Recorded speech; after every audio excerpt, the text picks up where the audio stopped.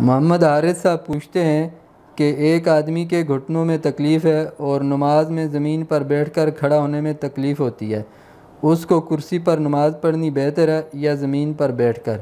अगर कुर्सी पर बैठकर है तो उसका तरीक़ा बयान फरमा दें। देखिए जी, नमाज के लिए ये बात जहन में रहे कि नमाज के जो फ़राइज़ हैं उनका पूरा करना तो ज़रूरी है।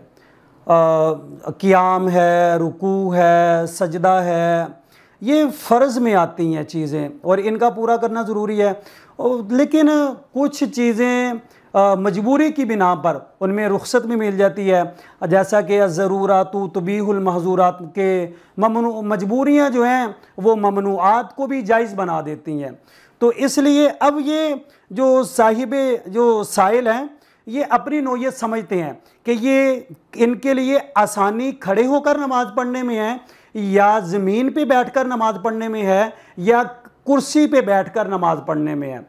ये साइल ख़ुद अपनी कैफियत से वाकिफ़ हैं कि इनको सहूलत कौन से तरीके में है। जिस तरीके में इनको सहूलत है, लेकिन जिस तरीके में इनको सहूलत है उस तरीके से ये अपनी नमाज पढ़ लें, लेकिन इस मसले से नाजायज़ फ़ायदा ना उठाया जाए कि जी अगर वो खड़ा हो सकता है तो उसके लिए खड़ा होना ज़रूरी है, रुकू वो खड़े होकर कर सकते हैं तो उसके लिए रुकू करना ज़रूरी है। अगर सजदे में जाना और उठना मुश्किल है तो सजदा इशारे से कर लिया जाए।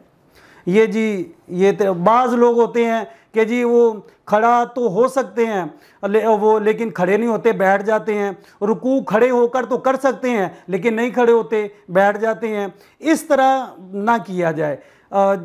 शरीयत ने अगर सहूलत दी है तो वो सिर्फ उज़र की बिना पर दी है और वो उसी उज़र के लिए वो सहूलत है कि जो उज़र है, अगर खड़े होने में कोई उज़र नहीं है तो खड़ा हो जाए, रुकू खड़े होकर करने में कोई उज़र नहीं है तो खड़ा हो जाए। जी ये सूरत हाल है।